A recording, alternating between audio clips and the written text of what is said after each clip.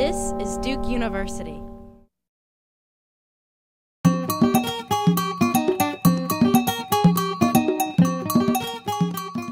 Yeah, my name is Chapfuwa, and I'm a senior university scholar.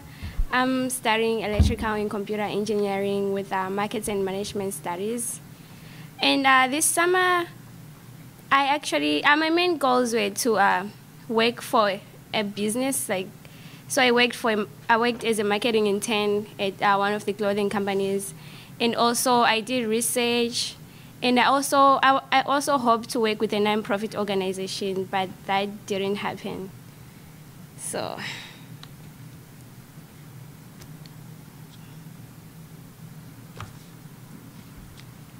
yeah. So when we closed school, I immediately started doing research as a Pratt Fellow, and I did research for 9 weeks. Our lab. Our main goal is to be able to develop a medical device that can be used to monitor someone's heart rate or respiration wirelessly. So we're using radar technology. So this summer, I designed and performed experiments in the lab so that we could characterize the heart signal and the breathing signal. Because right now, our main technical difficulty is to be able to separate them, because they're identical, and yeah. So I developed signals and processing algorithms in MATLAB to process the data. Yeah, so that's what I was doing this summer. I did get some progress. Yeah. Yeah.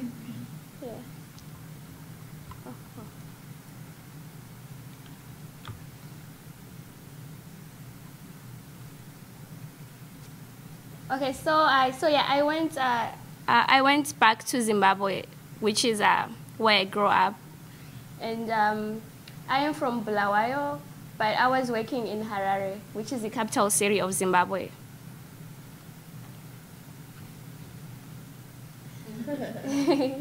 Yeah.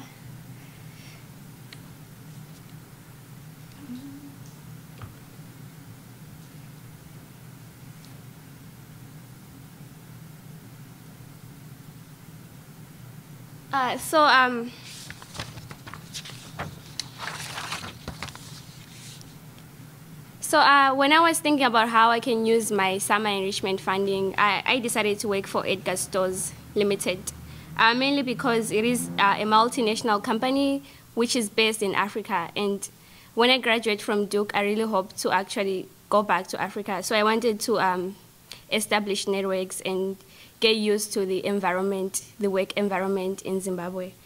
And I already had relationships with Edgars previously. Like when I was doing my IB diploma, I did a business project on Edgars. So it wasn't that hard to actually get an internship with Edgars. So I just emailed the managers, and yeah, they were ready to take me for the internship. So the reason why I did marketing, I worked with the marketing department is right now I'm doing the Markets and Management Studies certificate. So I wanted to get an experience in the business environment and actually extend the knowledge and apply it in the business environment. So, and then with the Markets and Management Studies certificate, you take 7 classes. So I actually wanted to do an independent study based on my experience, which is what I'm doing right now with Professor Grody. I'm doing a marketing independent study. Yeah.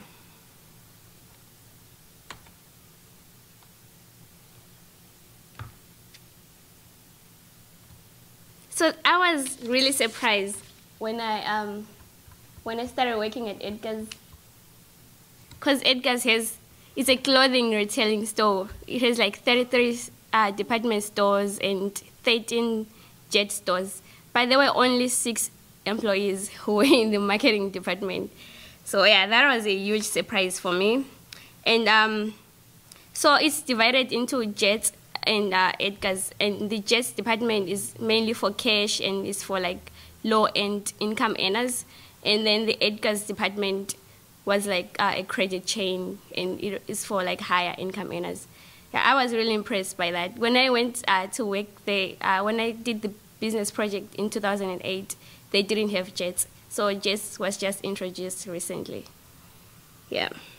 And what I liked mostly about Edgars was the open office space layout. So it wasn't really hard for me to actually forge relationships with the people who work there. And my project involved me actually collaborating with all the Edgars employees.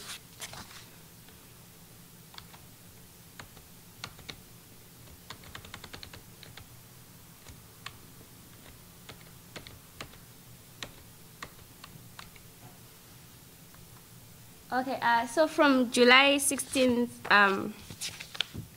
to August 24th, I worked as an intern for 6 weeks, and I had to supervise and design a website, a commercial website for Edgars so that they could be able to communicate their brand to a wider audience. Edgars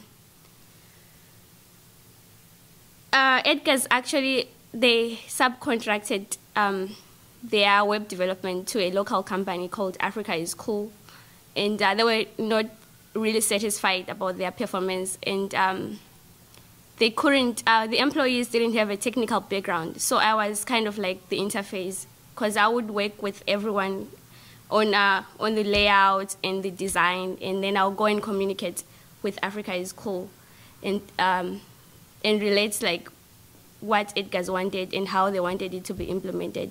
So my internship involved me working at Edgars and designing the website for them, and then going to Africa is Cool, which was already hosting for Edgars, and actually talking to their employees.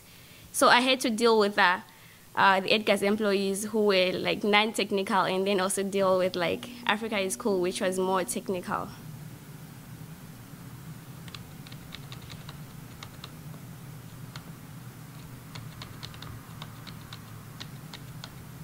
So yeah, so I am doing electrical and computer engineering, but I have never done web development before.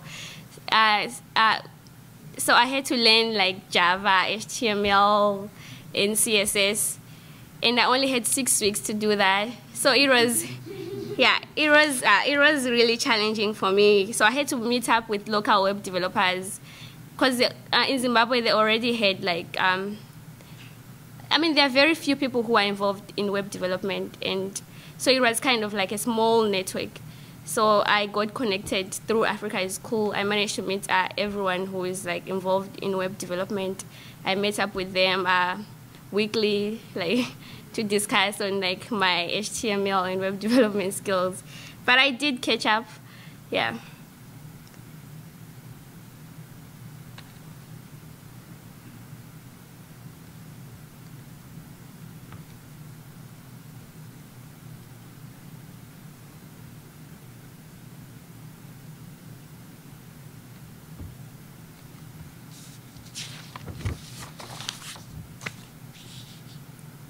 So about like how my summer experience relates to my career goals and my academics. My research and my marketing internship experience, it actually helped me develop problem solving, data analysis, communication, because I had to, with my marketing internship, I actually had to communicate with people at different levels. So I had to be able to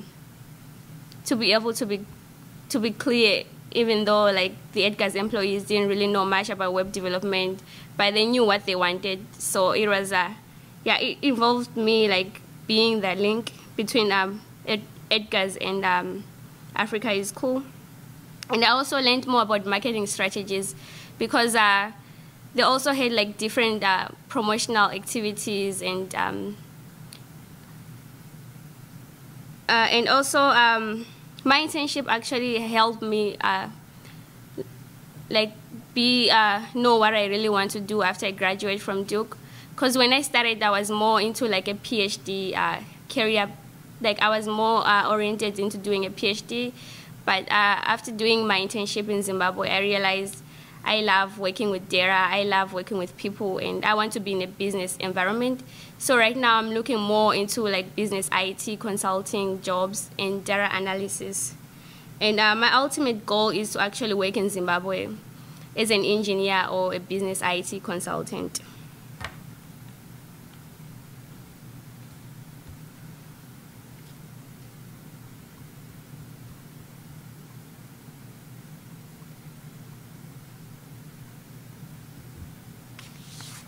Yeah, so when I was in Zimbabwe, I faced several challenges. But so when I applied for the USP funding, I really wanted to work with an NGO called CCMT, which is like a Center for Conflict Management and Transformation, as a side project, like over the weekends.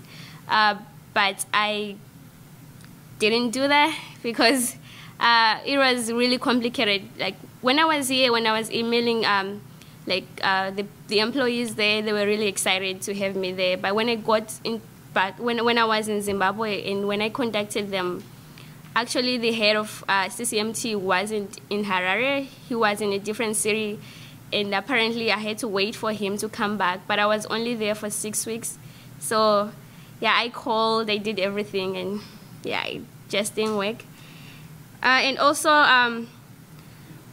like Rusty, I faced the same problem. When I applied for the internship, my initial project was to actually work on brand loyalty and work with local companies on how like Edgars Club members could actually take advantage of being an Edgars Club member by like Edgars wanted to introduce discounts in like restaurants or in hotels for their club members. So that was my initial project. But when I got there, actually it changed, because like the most critical thing for them was to actually like be able to have a commercial website.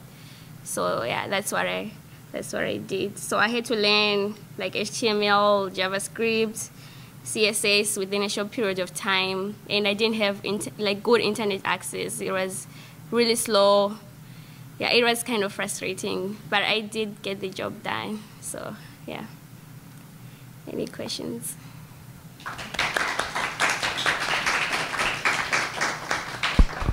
Are there questions? Chris. I have a bunch of questions.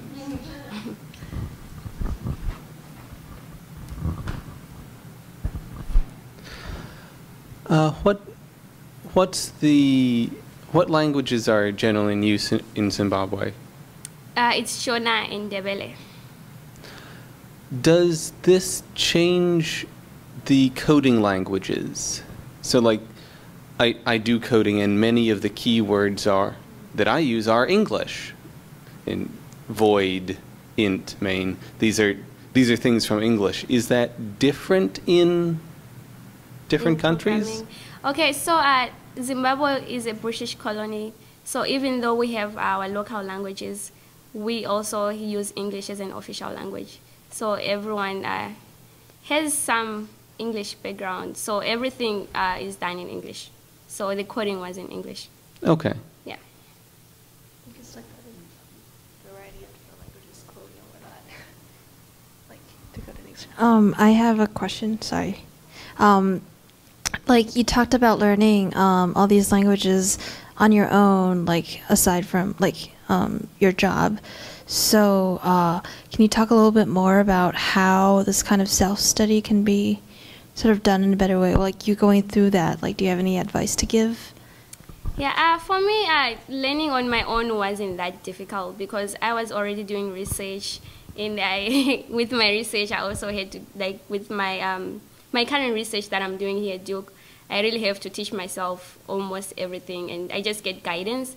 So when I got back and I was told, oh, you have to develop a website, and they didn't know I have to learn these languages. So I actually, yeah, it was a bit challenging, but I looked out for people who are already doing this thing, and to get started, I met up with Africa is Cool, and I met up with other local web developers, and they actually gave me hints about where to start and how to do it. So once I got started, yeah, I was able to do it.